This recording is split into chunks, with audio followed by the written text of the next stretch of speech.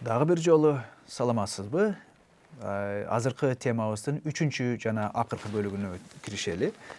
Темабызды дагы бир жолу эскерте кетейин. Бул демократиянын азыркы чактагы орду жана акыбалы.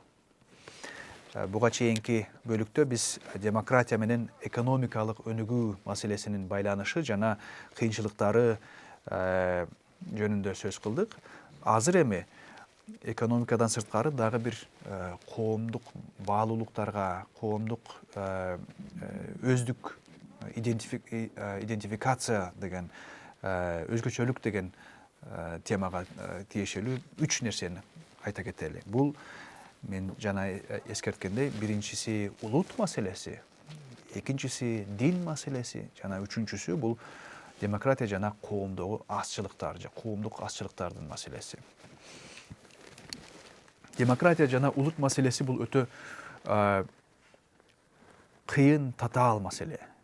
Бир чети, эгер улут маселесинин азыркы жана жаңы доордо пайда болгон улут принцибинин жаралышын байкасак, бул демократия менен бир убакта эле төрөлгөн, бир убакта эле пайда болгон маселе. Жаңы демократия, модернизация жана экономикалык өнүгүүнүн бир жыйынтыгы болчу болсо, экинчи жыйынтыгы, экинчи продукту бул ошол улут маселесин же этникалык, этнолингвистикалык тил принцибинин негизинде уюшулган коомдук ошо коомду байлантырган, коомду биргелештирген улут деген принциптин пайда болуусу. Улут маселеси албетте баарыбыз билгендей, жана Кыргызстан биздин өлкөбүз баштан өткөргөндөй өтө кыйын, оор маселе. Эгер улут маселеси өзгөчө бир карама-каршылыктарга алып келчү болсо, аны чечүү өтө кыйын болгон маселе. Азыркы кезде 21-чи кылымдын башында Кыргызстан гана эмес, дүйнө жүзүндө өтө көп өкмөттөр, өлкөлөрдө, жада калса ошол эле кылымдар бою калыптанып калган демократия деп эсептелген өнүккөн батыш өлкөлөрүндө да улут маселеси демократияга чоң тоскоолдуктарды туудуруп, демократиялык башкарууну терс жактарга түрткөн учуру өтө көп. Ошол эле Америка Кошмо Штаттарын алып көрчү болсок, ал жерде акыркы кезде расалык негизде өзгөчөлүктөрдү коомдук күн тартибине көтөргөн, талкууга ачык айрым чыгарган кубулуштар өтө көп. Мисалы үчүн ушу каралардын маселеси, же испан тилинде сүйлөгөн мигранттардын маселеси, же диний өзгөчөлүктөр, диний азчылыктардын маселеси ачык бойдон жана талкууланып, христиан ак расадагы актардын негизи үстөмдүгү орун алып аткансыйт.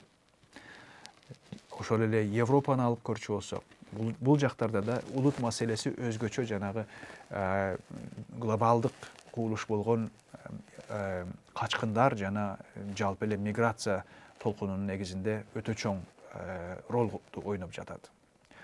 Европага өтө көп араб жана негизи мусулман өлкөлөрүнүн чоң толкун болуп, кыйынчылыктардын негизинде келген качкындардын жана мигранттардын пайда болуусунун натыйжасында жергиликтүү тургундар, жергиликтүү жарандар аларды четке кагуу, аларга укук бербөө керек, өзүбүздүн жана жергиликтүү европалыктардын, тубаса европалыктардын укуктары биринчи орунда келиши керек деген түшүнүктөр өтө чоң орунду ээлеп, бул өз иретинде, өз кезегинде ошол келген азчылыктарга, ансыз деле кыйынчылыкты баштан өткөрүп аткан толгон токой кишилерге, топторго ого бетер жашоосун кыйындатып, өзүн өзү багуу шарттарын дагы да зор кылып жаткан учуру. Эми демократия жана улут маселеси эмнеге мынчалык жакын деген суроого бир принципиалдуу маселе бар. Бир принципиалдуу мындайча айтканда түшүнүк бар. Бул деген популизм деген түшүнүк. Демократиялык бийликке келүүнүн жолу бул албетте буга чейин бир нече жолу айта кеткендей, ошол элиталардын, партия башчыларынын, негизи эле башчы болом, лидер болом деген кишилердин калың эл алдында убада берүүсү жана ошо убадалары менен элди ишендирүү, ынандыруу процесси. Элди бир кандайдыр бир жакшы убада менен ишендирүү же ынандыруу жолдору эмне? Бул албетте ошол элге эң жакын болгон, элге жагымдуу болгон, элдин көйгөйүн жакшы түшүнгөн сөздөрдү айта билүү. Эгер эл кыйналып турган болсо, калың эл, ошо шайлоочу эл өзүнүн экономикалык жагынан кыйналганын биринчи иретке коюп турган болсо, албетте ошол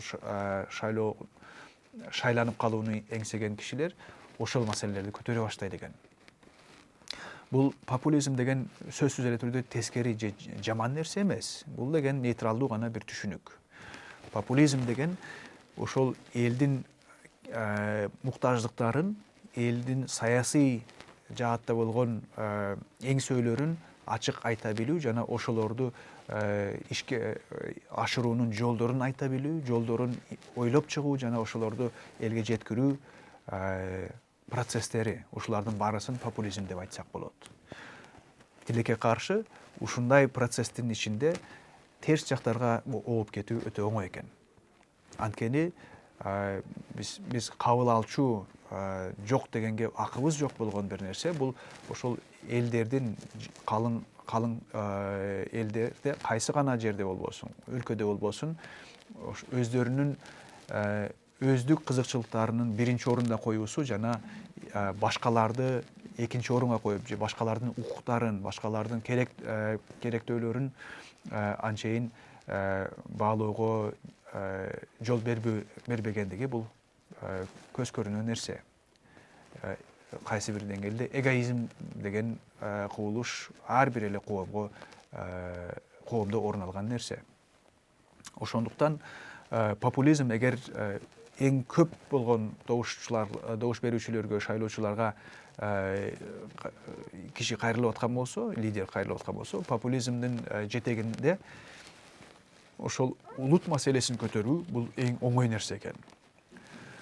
Бир ушу басымдуу болгон улуттун кызыкчылыктарын коргоо, басымдуу көпчүлүк болгон улуттун укуктарын, өнүгүүсүн же башкаларга караганда дагы да жогорулоосун сүйлөп чыгуу бул эң утууга оңой болгон, жакшы упайды алып келе турган маселе экен. Бирок мунун натыйжасында сөзсүз түрдө ар кандай катаклизмдер, конфликттер, пикир келишпестүүлүктөр, коомдук ажырымдар өтө көп пайда болот. Ошондуктан азыркы кезде демократияны өнүктүрүүдө улут маселеси өтө оор. Кыргызстанда да, бир топ башка өлкөлөрдө да азыркы кезде бул маселеге кантип кайрылабыз, бул маселени кантип чечебиз жана демократияны өнүктүрүүдө ушу улутчулдукка кантип жол бербей калышыбыз мүмкүн деген суроого бир жооп бар. Кыйын, бирок мүмкүн болушунча аракет кылса боло турган бир жооп бул жана этникалык улутчулдук эмес, граждандык негиздеги улутчулдукту өнүктүрүү жана ошондой улут маселесин көтөрүү. Граждандык менен этникалык улутчулдуктун айырмасы эмне? Айырмасы өтө жөнөкөй тил менен айтканда, граждандык улутчулдук деген бул ошол өзүнүн өлкөсүнө болгон сүйүү, өзүнүн өлкөсүнө кайсы тилде болбосун, кайсы этникалык тамырдан келген болбосун, граждандыгы кайсы өлкөгө тиешелүү болсо, ошол өлкөгө биринчи орунда, биринчи иретте өзүнүн берилгендигин көрсөтүү жана ошол өлкөнү биринчи орунда баалоо деген түшүнүк экен. Тескерисинче албетте буга карама каршы турган этникалык, этнолингвистикалык негизде түзүлгөн улутчулдук бул албетте ошол бир эле коомдун ичинде орун алган этникалык жана тил негизидеги ажырымдарды баса белгилеп, ошол ажырымдардын негизинде пайда болгон бирдик же жана баарысынын элдердин ошо өз арасындагы байланыш же карама каршылыктарды белгилөө. Бул канчалык деңгээлде чындыгында орун алышы мүмкүн жана канчалык деңгээлде улут чынында граждандык принцибине өткөрүүгө мүмкүн болгондугу бул албетте өтө кыйын нерсе жана сейрек гана мамлекеттерде чынында орун алган десек болот. Экинчи маселе бул дин маселеси. Демократия жана дин маселеси бул бир канча убакыттан бери жок эле дегенде 19-18 кылымдардан бери өтө мамилеси кыйын болгон эки чоң түшүнүк катары каралып келет. Эгер кайсы бир алынган коом өтө динчил болсо, дин коомду биринчи орунду ээлеп, өтө коомдук өзүн өзү башкарууда өтө үстөмдүк кылган орунду ээлеген болсо, анда ал коом демократиялык башкарууга өтүүсү өтө кыйын экенин айтып келишкен өтө көп кишилер. Ошонун негизинде жалпылап айтканда болжол менен 19-кылым төгөрөгүндө ортолорунда секулярдык принцип кабыл алынган. Секуляризм принциби орун алган. Секуляризм деген орус сөз менен айтып жүрөбүз, бул светтик мамлекет куруу принциби. Бул деген саясат менен диндин бири-бирине аралашпоосу жана өзгөчө башкаруу саясатында, саясий башкарууну алып барууда өлкөнүн дин принцибин колдонбоо жана дин принциби такай жеке менчик, жеке жашоонун гана сферасында калуусу. Бир убакка чейин, дээрлик бир жарым кылымга чейин бул түшүнүк өтө бекем орун алып, азыркы кездеги курулуп аткан мамлекеттердин баарысында ушул принцип туура экендигин кабыл алуу орун алып келген. Чынында дин принциби, секулярдык принцип өтө керектүү жана абзел принцип. Дин саясий башкарууга аралашпоосу керек деген принцип орун алып келген.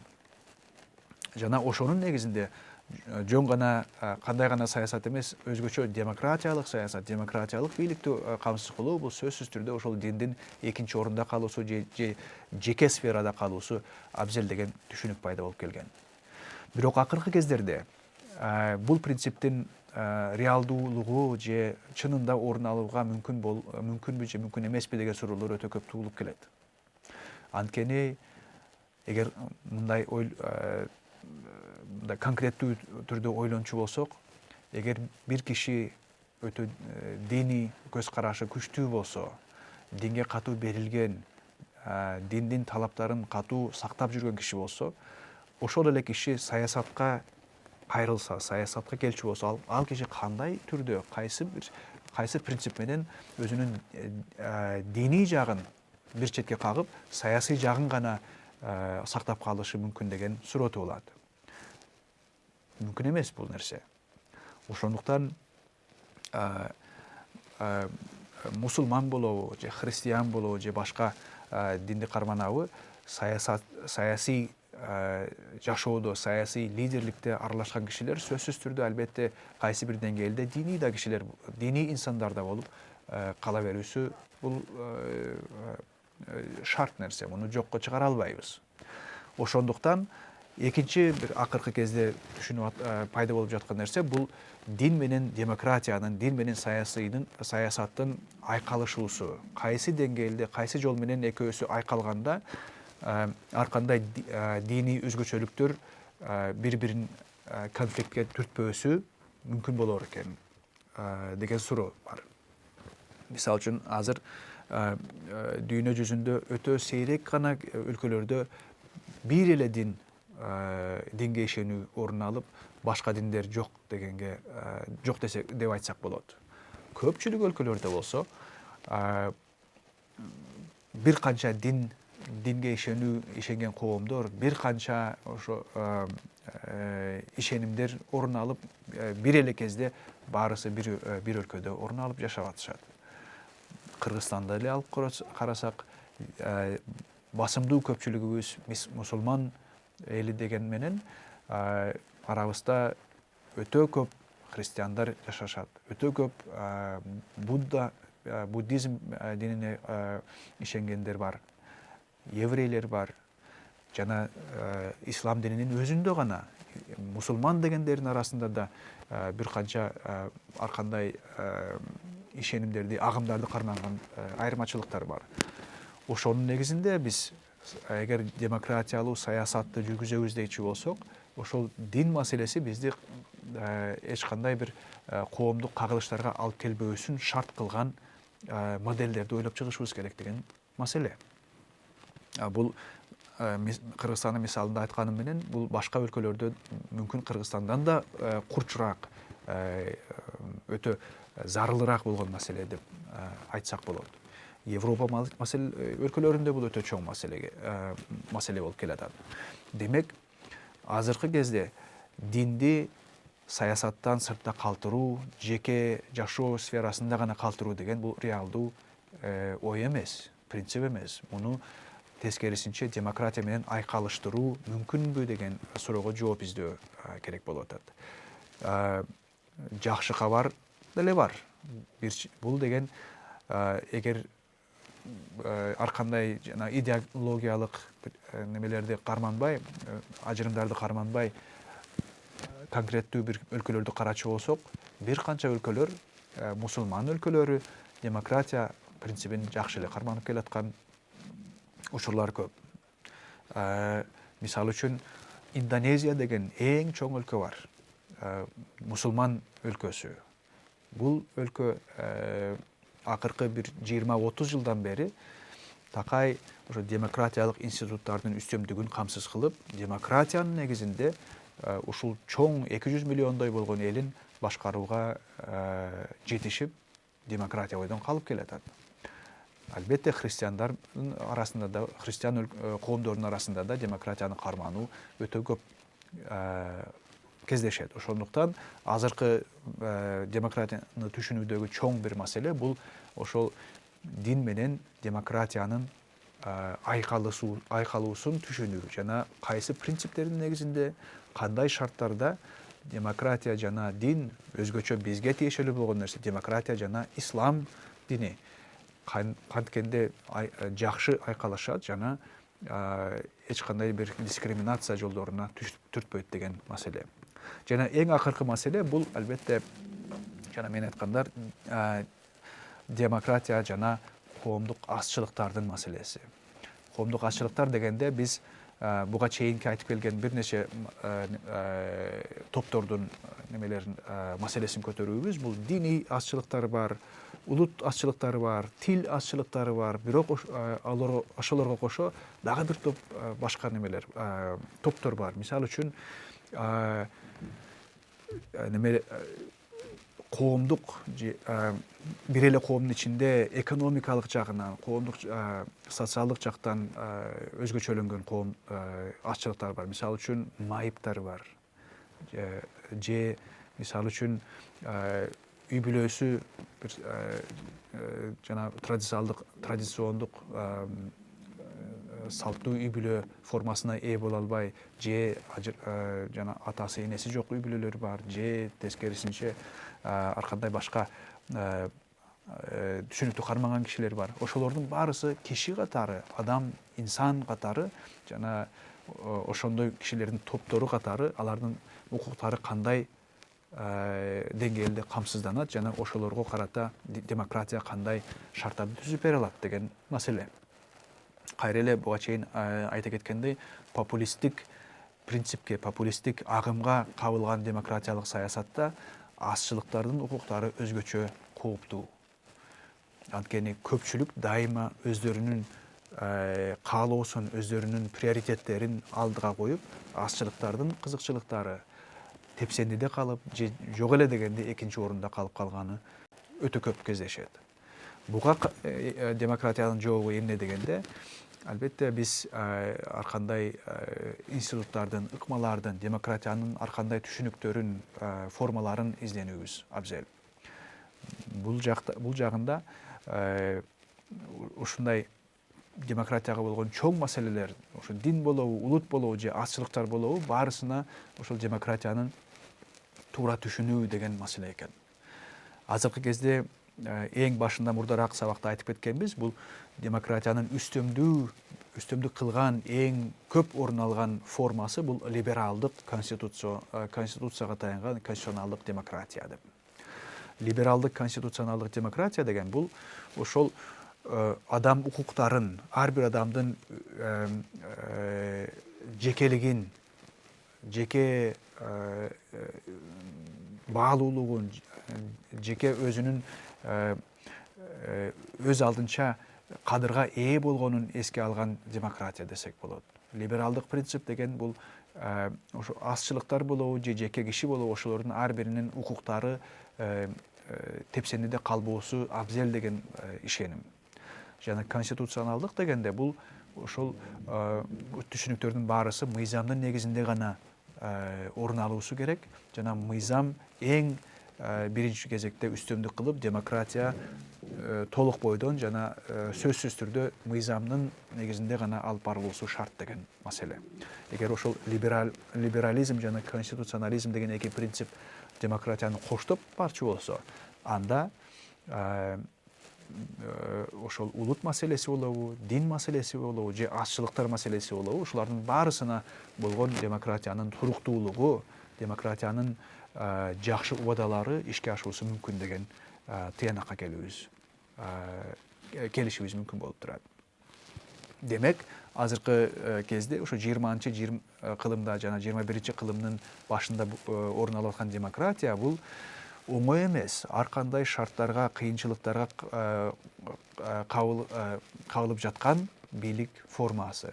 Ушундай кыйынчылыктарды беттеп турганда демократиянын жообу бул мыйзамга таянуу жана адам укуктарына таянуу деген принциптер. Ушуларга таянып, коом жалпы бойдон ушул принциптерди керек деп, демократияга негиз болушу керек, негиз болушу шарт деп түшүнүүчү болсо, анда чынында биз демократиялык бийликтин мындан ары адилеттүүлүктү жана туруктуу бийликти камсыз кылууга болгон убадасын реализация кылууга, ишке ашырууга жетише алабыз деген тыянакка келсек болот. Ошол эми анда ушун менен биз бүгүнкү лекциябызды бүтүрөлү жана кийинки лекцияда азыркы орун алып аткан демократиянын негизги институционалдык же институттук шарттарын жана өзгөчөлүктөрүн талкуулайбыз. Келерки лекцияда анда көрүшүнгө чейин жакшы туруңуз.